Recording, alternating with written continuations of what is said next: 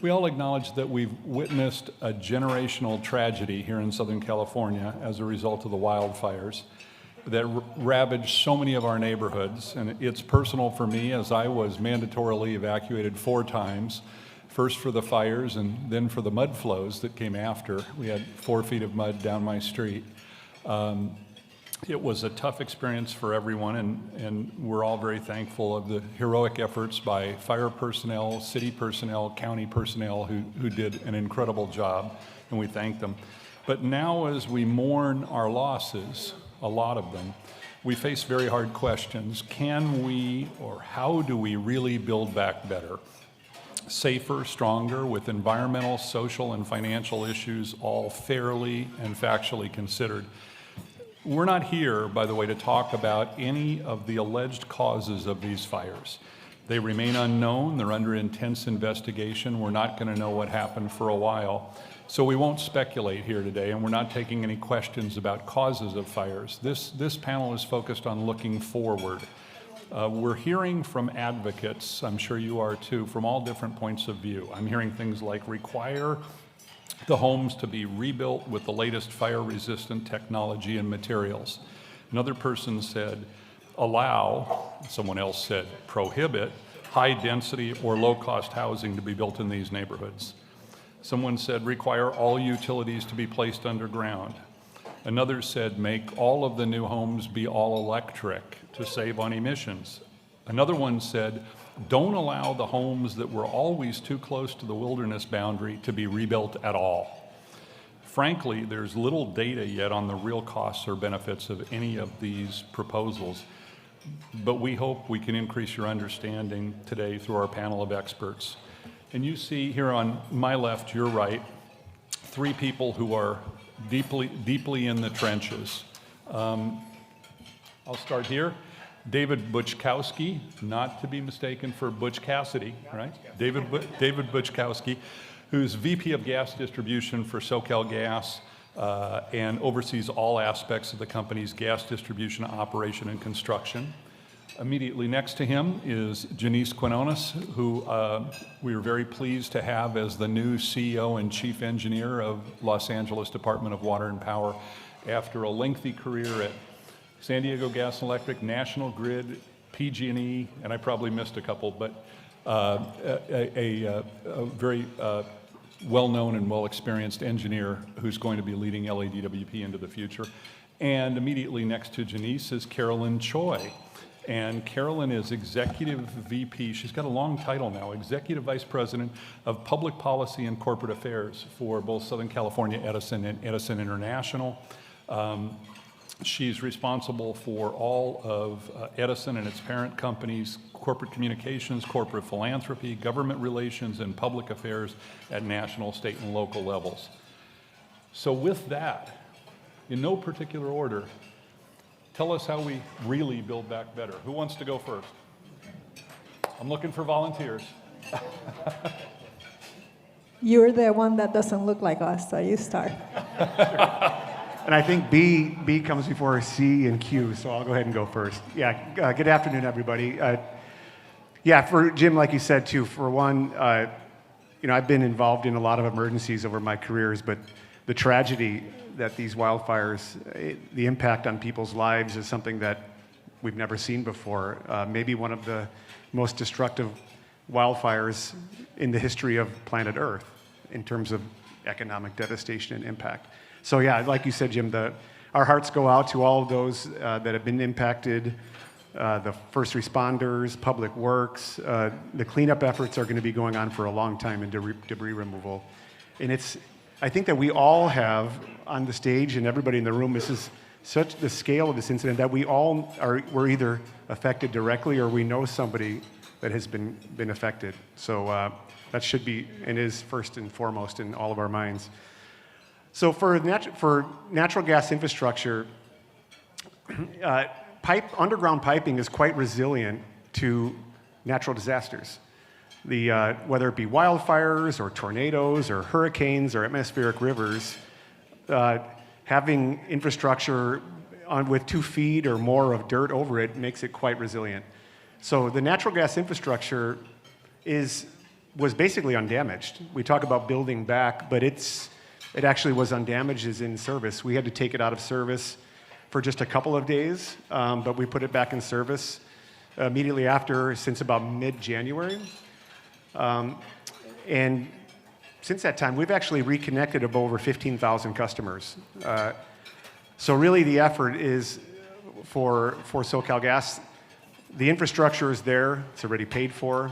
It's doing a great job. As customers return home or their homes are rebuilt, we're ready to connection. It's basically just connecting to the mains that are in the streets and setting a new meter. And we've organized certainly our company around making that process efficient, setting up a dedicated task force to be able to do that. Probably it'd be remiss to not give an 811 service announcement while I'm up here. So we have a big effort. We've responded to over 33,000 safety inspections. Our Army Corps of Engineers and all their contractors are busy at work. And so I think that this year is really the damage prevention phase as we go through the cleanup, and the debris removal phase is making sure that all the underground infrastructure that's out there doesn't get damaged during this phase. So we stand by our customers to build them back better, and we've heard our state and local officials clearly that efficiency, quick, and cost-effective are the priorities for this, and natural gas is a really great way to accomplish all those goals. Again, it's in service today, and these gas bills are one of the lowest gas bills that most people pay. Probably the final comment I'd make is there's been a slew of executive orders, we all know, and we read and follow every one of them. Again, the message has been loud and clear, but one of the most recent ones is that there's a big opportunity for utilities to really work together. It's not new, but to work together in the rebuilding effort. So think about undergrounding utilities. Having a common trench to each home that have the utilities in, it actually saves money. It also reduces disruption, schedule, as well as impact to customers as they do the rebuilding. Yeah. Thank you, David. Well, Janisse, I don't know how many homes were lost. I know overall, but how many homes were lost in your service territory?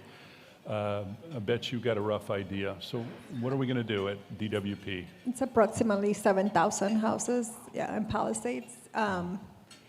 And to add to David's comment, DWP is the utility for City of LA, so every house that we lose in LA is very near and dear to our hearts, and we provide water and power, which is an interesting mix of commodities.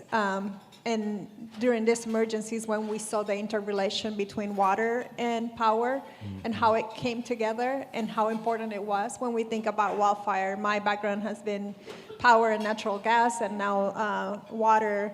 And when this emergency started, we definitely saw this as a power emergency, and it quickly turned out into a water emergency for us.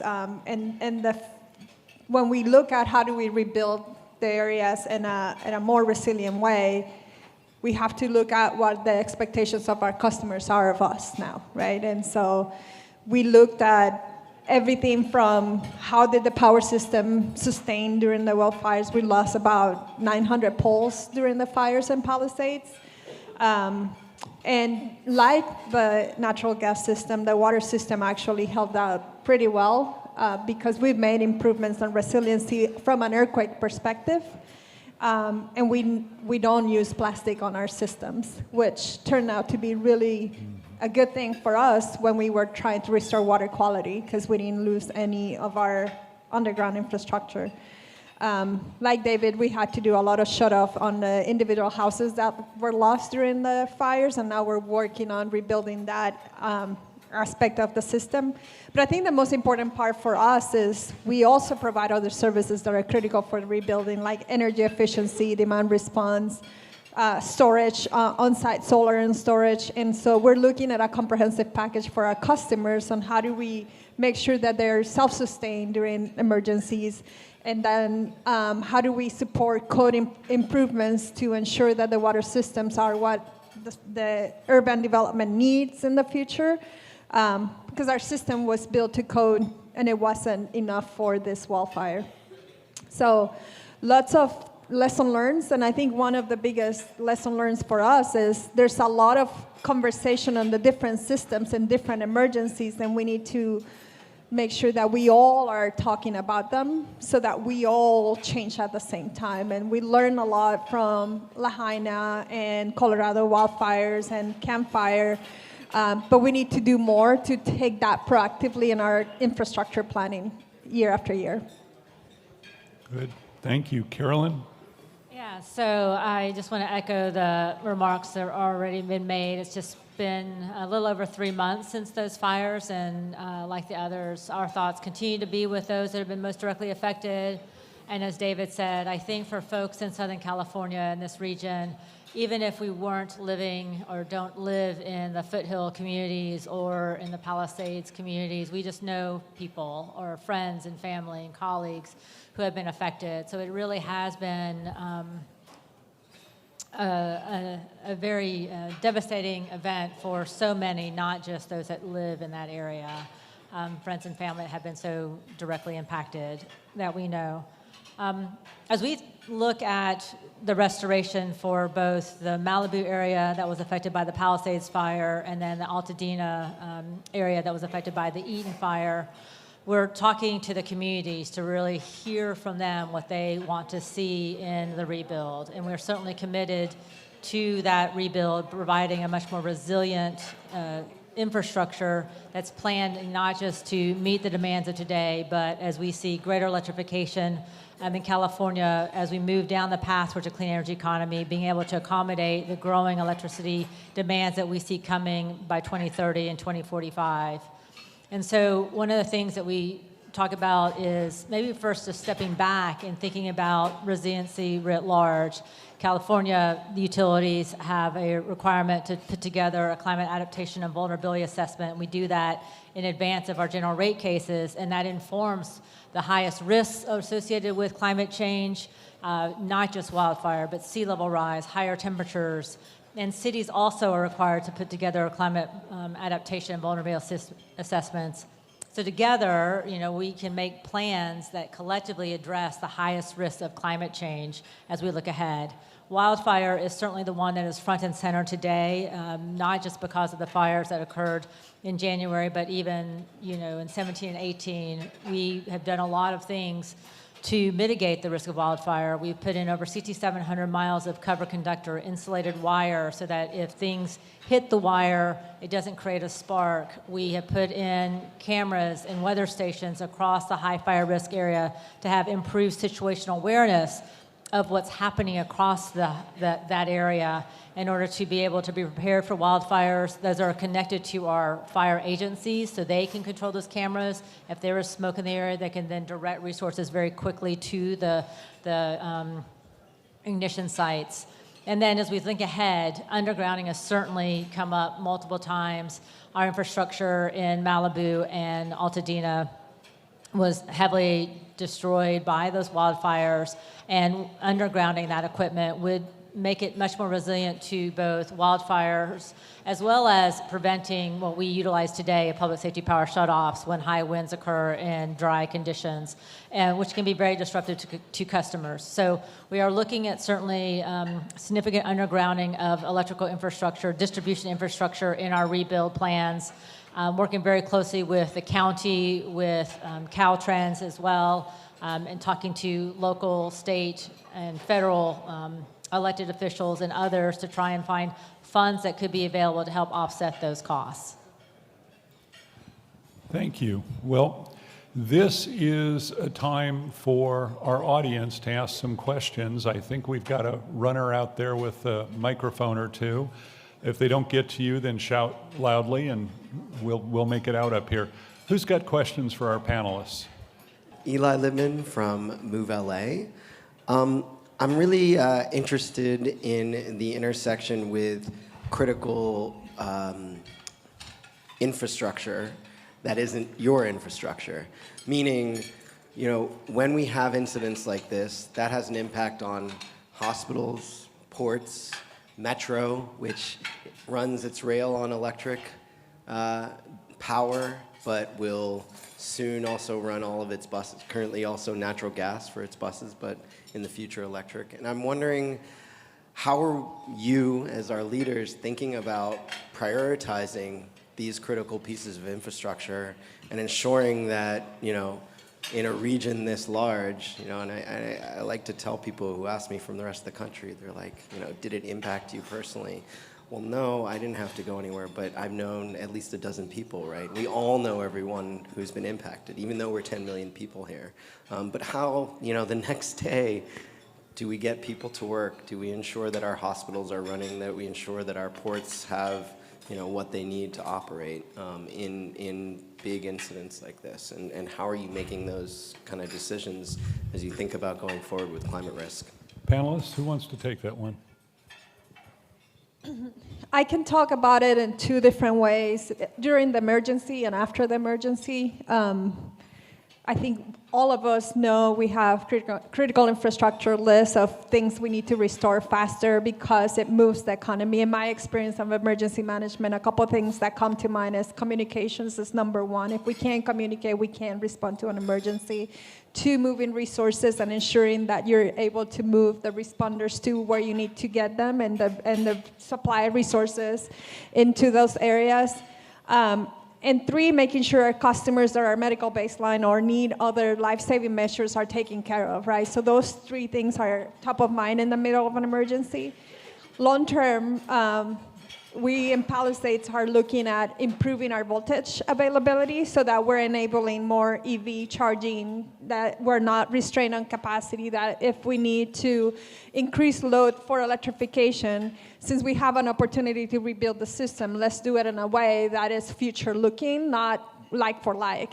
So when you think about the cost of undergrounding for us, it would be very different than what you see normally because we're not going equal voltage to equal voltage. We have to upgrade substations. We have to do joint trenching, and we're looking at reducing costs by collaborating with other utilities and ensuring that we are sharing the cost of opening the street one time and getting our customers what they need. We're looking at expanding capacity, increasing reliability, and optimizing our infrastructure investments. I'll just agree with everything that Janisse just said and say that, I think also as you think about resilience broadly, customers are also going to have to think about their resilience. And so already, due to wildfire, we've seen our critical customers, especially critical infrastructure, they've taken measures such as putting in backup generators. So when we have a public safety power shut off that temporarily shuts off power due to high wildfire risk, they have the ability to continue to operate their critical systems, to stay operating hospitals, water treatment facilities, and that sort of thing. Schools are another area where we're working to see if they can make sure that they have backup generators so that schools can continue to operate without interruption during a public safety power shutoff or an actual major event. Of course, during a major event, we usually just shut down the schools, as you know. I also think we see like the telecoms, the towers have backup generators so they can also operate for a period of time and continue to have critical communications continue. So all those things are things that we have learned through not just experiences in California, but elsewhere. And we'll continue to iterate and improve our systems, not just electrical infrastructure, but across the board to be prepared for these more significant major disasters. And I think behaviors will change too as people do electrify and become more used to using electricity for mobility, for example.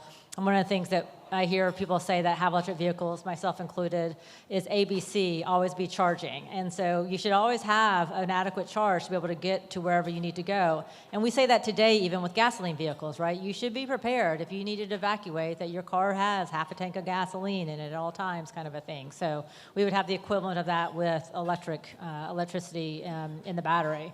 So just as it'll be both learned behaviors, top behaviors to our customers, as well as continued investment in resiliency. Also being able to serve customers in different ways. So we use switching today, where if a line has to come down for whatever reason, a car hits a pole, we de-energize, weather, et cetera, we can switch maybe to a different circuit, so customers will not be disrupted for a significant period of time and can be served by another line. And so that redundancy in the system is also helpful to make sure that things can stay operational through major events. Great, thank you. Yeah, maybe I have a couple Okay, thoughts on jump this. in. Something that we talk about a lot is in a future where there's clean molecules and clean electrons, molecules have the benefit of being compressed and stored, right? And there's existing infrastructure underground that has already been paid for. So to me, it just really gets me to see backup generators that are run on diesel, right? Which is what you see everywhere, right? Whether it be hospitals or wastewater treatment plants or water plants. Because if there's an earthquake, and there will be an earthquake, they will not be able to get diesel trucks, right? So having a clean molecule grid with a fuel cell on it for critical facilities is something that I think there's a lot of advantages to. Good, thank you. I know we have another question right here. Thank you. So one of the biggest challenges with an energy transition is stranded investment. And you talked about the gas company's investment and restoring that investment in these devastated areas.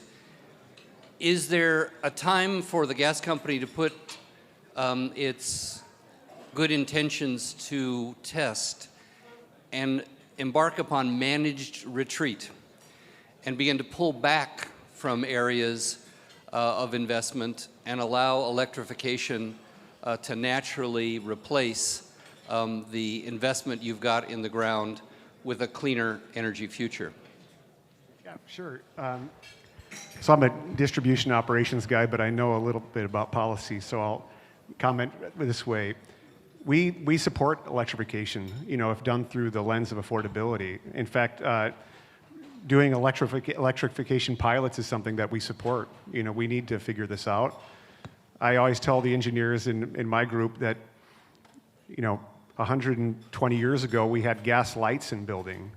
Then we have light bulbs, right? That's a good electrification. We need to look at it, and all options need to be on the table. Thank you. I'll just add that I think Southern California Edison is an all-electric utility, but our colleagues to the south, San Diego Gas and Electric, and to the north, Pacific Gas and Electric, have both gas and electric. And so as a result, they are doing some pilots in terms of looking at how to avoid gas infrastructure investments by shifting to electric, those customers to electric, and avoiding maybe a significant capital expense on the gas side. So that's just an example of California, I think, thinking about what you just said and trying to do it smartly. That gas-electric transition is going to be critically important to maintain both the safety and reliability of the gas system while we shift to further electrification, and also doing that in a way that's affordable to all. Great, thank you. My boss says we can take one more. Who else has one? Hi, my name is Sam Samaha. I would like to ask the utility companies what help they could do for the consumers that been frustrated with the process of the cleanup of the fire. Okay.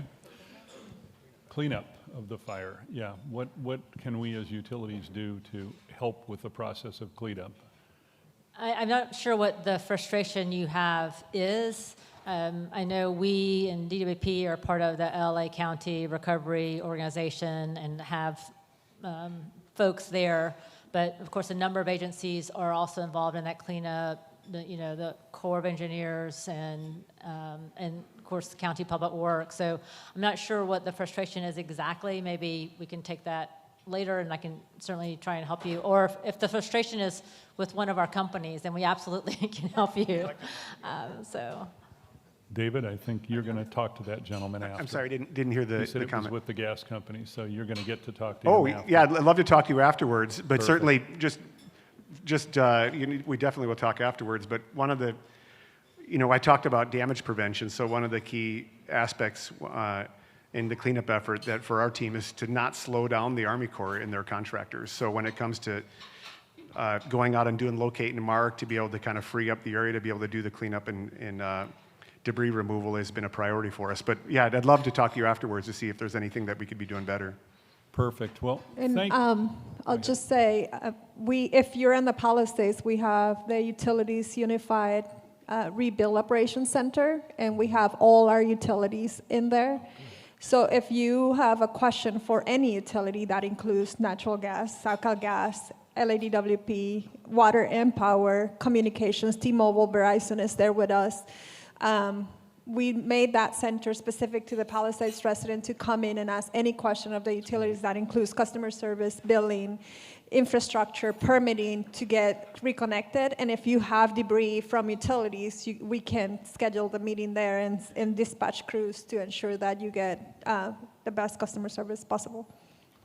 What a great service. That's neat. Thank you. Well, folks, once again, we've run out of time, as we do at every Verde Exchange panel. Thanks for your attention, especially during lunch. And would you join me in thanking our panel?